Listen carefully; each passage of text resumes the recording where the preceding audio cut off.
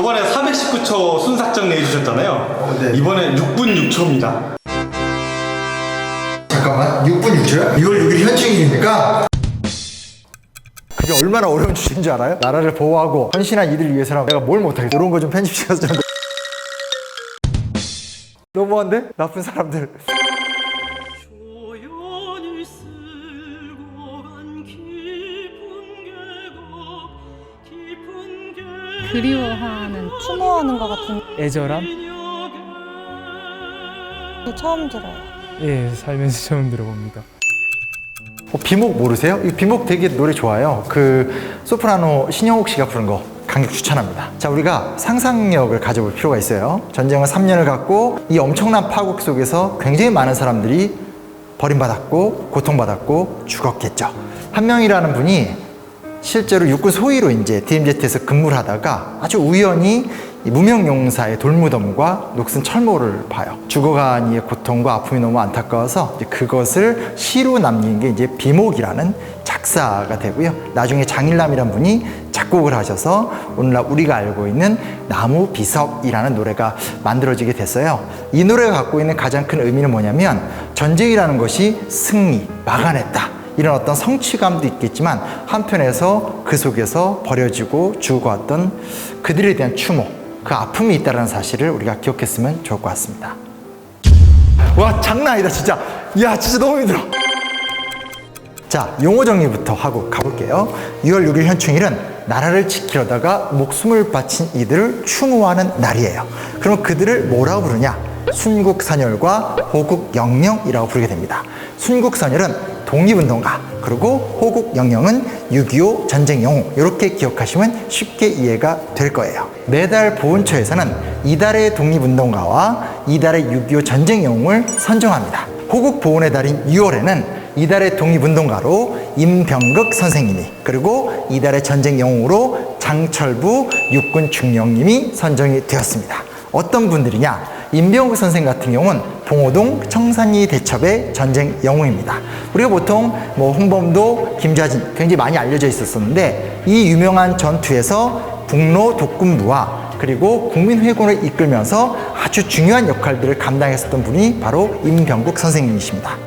근데 안타깝게도 그 이후에 치열한 무장투쟁을 전개하다가 1924년에 결국은 체포가 돼서 15년간의 징역형을 당하면서 모진고초를 치르시기도 했습니다. 장철부 선생 같은 경우는 1944년 강제로 징집이 돼서 일본군으로 끌려갑니다. 근데 그곳에서 탈출을 해서 광복군에 참여했었던 인물입니다. 해방 이후에는 6.4.5기로 이제 우리나라 국군이 되셔서 6.25 전쟁 중에 한강 이남 지역에서 군대를 수습하고 다시 공주 일대에서 북한군 1개 대대를 섬멸시키는 중요한 전과를 내기도 하셨죠. 하지만 안타깝게도 청송과 경주 쪽으로 들어오는 북한군과 싸우다가 결국 질 수밖에 없는 상황이 되니까 이제 권총으로 이제 자결을 하면서 인생을 마무리 짓고 말았습니다. 이렇듯 우리의 역사를 지켜내기 위해서, 그리고 나라의 독립과 민족의 자존을 지켜내기 위해서 싸우셨던 분들을 우리가 현재 기리고 있는 거죠.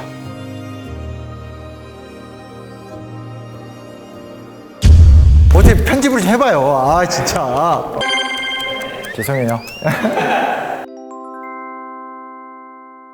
정확히는 모르겠어요. 호국은 알겠는데 보훈은 보답하다? 말이 좀 어려워요. 호국, 보훈. 다시 용어 정리해 드릴게요. 호국은 나라를 보호하고 지킨다. 보훈은 나라를 지키기 위해 헌신한 이들에 대한 보답, 이런 뜻을 기억하고 나면 아, 호국 보훈의 달이 이런 달이구나 라는 것에 대해서 우리가 쉽게 이해할 수 있습니다. 자, 여기서 중요한 게 뭐냐? 왜 6월 달이 호국 보훈의 달이지?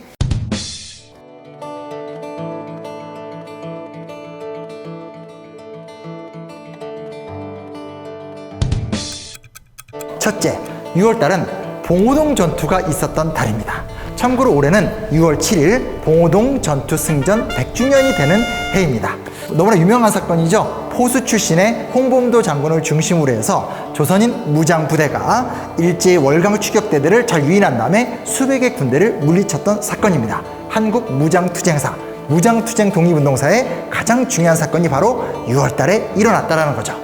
두 번째, 6월 10일을 기억할 필요가 있습니다. 6월 항쟁이 시작된 날이라고 할 수 있겠죠. 자, 생각해 보세요. 1960년 4.19 혁명. 1979년 부마 민주항쟁, 그리고 1980년 5.18 광주 민주화운동, 이런 수십 년간의 민주화운동의 투쟁사가 드디어 1987년 6월 달에 하나의 힘으로 응집이 돼서 6월 항쟁의 힘으로 쫙 분출이 되죠. 그래서 그 사건을 통해서 드디어 우리나라가 세계에 내놔도 절대로 뒤떨어지지 않는 그런 민주국가가 되었다라는 것도 6월 달에 있었다는 걸 기억할 필요가 있겠고요. 마지막은 조금 가슴 아픈 얘기입니다. 6.25 전쟁도 또 6월 달에 일어났었다라는 거죠. 북한의 남침에 의해서 시작됐었던 전쟁인데, 이 전쟁을 통해서 수많은 사람이 고향을 잃고 사람을 잃고 또 죽게 되고, 너무나 아픈 이야기들, 현재까지 해결이 안 됐죠. 분단 관계가 그대로 유지가 되고 있고, 또 최근에 와선 연평도 포격이라든지 또 연평해전 같은 긴장 관계가 또 조성되는 측면들도 있기 때문에 현재 우리 삶에 굉장히 좀 중요한 문제로 이 사건 또한 남아있다는 것들. 자, 이제 확실하게 이해가 되셨죠? 사실은 어려운 단어를 쓰긴 했지만 되게 편한 이야기 같아요. 냉정히 말해서 왜 우리가 호국과 보훈을 해야 되느냐? 나 자신을 지키기 위해서, 나의 소중한 친구를 지키기 위해서, 나의 소중한 가족을 지키기 위해서, 나와 친구와 가족이 함께 살아가는 바로 이 공동체. 이렇게 상상해보면 좋을 것 같아요. 너무 어려운 이야기, 부담스러운 이야기가 아니라 이 코로나19라고 하는 어마어마한 위기 상황 속에서 그와 맞서서 싸우는 헌신하는 의료인들의 모습, 정말 열심히 싸우면서 사람을 구출해내고 불을 진압한 다음에 땀 흘리면서 지쳐있는 소방관의 모습들, 이런 것이 사실은 호국과 보훈의 가치가 그대로 드러난 모습이라고 할 수 있을 것 같아요. 편안하게 한번 생각해 봅시다. 나는 내 자리에서 어떤 이야기를 할 수 있을까? 우리는 각자의 역할에서 무슨 이야기들을 통해서 내가 살아가는 삶, 우리가 함께 살아가는 삶을 가치 있고 의미 있게 만들 수 있을까? 이것이 호국과 보훈을 기리는 가장 중요한 태도인 것 같습니다. 성공! 이게 뭐라고 이렇게 좋지, 기분이? 언젠가 기회가 된다면 현충원 한번 꼭 가보셨으면 좋겠어요. 저도 얼마 전에 사실 가봤는데, 예전에 10대 때 물론 가봤던 적이 있었어요. 근데 소풍으로 갔었고, 그때 그냥 끌려갔으니까 별로 막 재미없이 왔던 기억이 있었는데, 이번에 갔었을 땐 진짜 의미가 다르더라고요. 특히 무명용사의 묘에 가서 한참 동안 앉아 있었었는데, 예를 들면 9.11 괴산지구에서 전사, 9180 문산지구에서 전사, 이렇게 이름도 모르는 비석들이 쫙 이어져 있는데, 그걸 보면서 정말 이 사람들은 내가 아니면, 혹은 우리가 아니면 누가 기억을 해줄 것인가? 그리고 이것이 단순하게 6월달만 그냥 기억하고 7월달 되면 잊어버리고 이래서는 안 된다라는 것을 정말 뼈저리게 좀 느낄 수 있는 시간이었습니다. 현재는 서울과 대전에 현충원이 있거든요. 꼭 시간 내셔서 함께 가서 둘러보고, 호국과 보훈이라는 낯설고 어려운 주제가 우리의 일상, 우리의 삶의 도구가 되었으면 좋겠습니다. 좀 반성도 되면서 그냥 앞으로는 제가 이렇게 편하게 살 수 있게 해주시는 분들을 위해서 좀 더 공부하고 알아가고 감사하는 마음을 가져야겠다고. 주변 사람들이나 사회에서도 남을 도울 수 있는 그런 사람들이 많이 생겨났으면 좋겠습니다. 호국 보훈의 날을 기억하고 되새기면서 살아가겠습니다.